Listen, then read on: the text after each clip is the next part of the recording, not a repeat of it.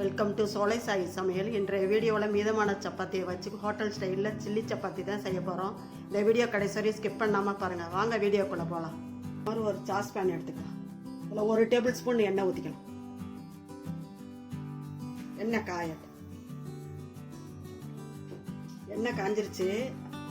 இந்த மாதிரி வெங்காயம் அரிஞ்சு வச்சுருக்கிறேன், அதை போட்டுக்கலாம்.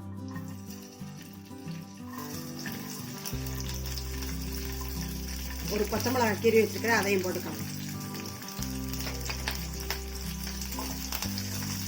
நல்லா வதங்க.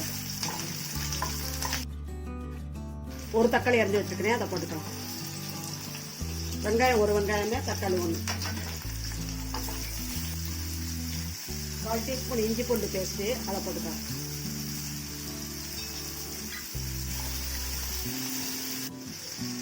தேவையான அளவு உப்பு போட்டுக்கலாம். சப்பாத்தியில் உப்பு இருக்கும், அதனால் பார்த்துக்கிட்டே போடணும். ஒரு பாதி குடமிளகாய் அரிஞ்சு வச்சுக்கிறேன், இந்த மாதிரி அதையும் போட்டுக்கலாம்.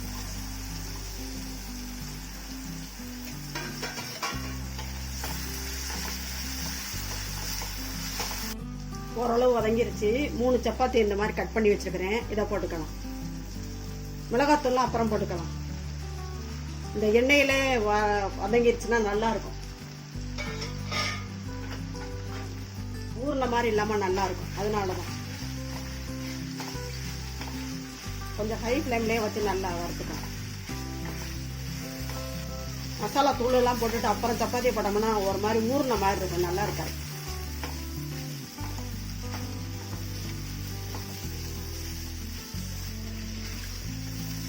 சப்பாத்தி மீதமாயிருச்சா இந்த மாதிரி செஞ்சு கொடுத்தா பிள்ளைங்க சாப்பிடுவாங்க.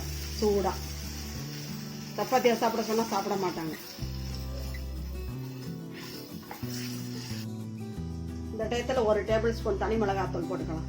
காஷ்மீரி மிளகாத்தூள் தான் போட்டிருக்கேன். 1/2 டீஸ்பூன் கரம் மசாலா தூள், கொஞ்சமா மஞ்சத்தூள் போட்டுக்கலாம்.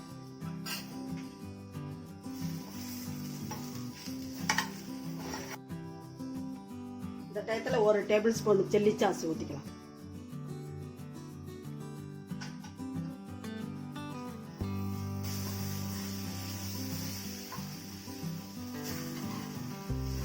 நல்லா கிண்டிட்டு ஸ்டவ் ஆஃப் பண்ணிக்கலாம். மிளகாத்தூள்லாம் நல்லா ராஸ்மல் போயிடுச்சு. மீதம் இருக்க சப்பாத்திலாம் நல்லா சூப்பராக ரெடி பண்ணிட்டேன் பாருங்க. ஸ்டவ் ஆஃப் பண்ணிக்கலாம். இதே மாதிரி டேஸ்டான சில்லி சப்பாத்தியை நீங்கள் செஞ்சு பாருங்கள். எப்படி இருந்துச்சுன்னு கமெண்ட்ஸில் சொல்லுங்கள். இந்த வீடியோ பிடிச்சிருந்தா மறக்காமல் சோலை சாய் சமையலுக்கு சப்ஸ்கிரைப் பண்ணுங்கள். நன்றி, வணக்கம். அடுத்த வீடியோவில் பார்க்கலாம்.